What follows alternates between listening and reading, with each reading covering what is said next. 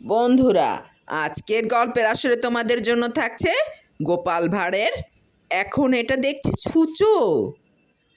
এখন বাবা তামাক খাচ্ছেন, গোপাল কলকে পাবার আশায় বসে আছে। গোসাই মাঝে মাঝে এমন জোরে টান দিচ্ছেন যে তাতে গোপালের মনে হচ্ছে এই বুঝি এবার গোসাইয়ের তামাক খাওয়া শেষ হলো। সে অমনি হাত বাড়াচ্ছে কলকের জন্য, কিন্তু গোসাই এর তামাক খাওয়া আর শেষই হয় না।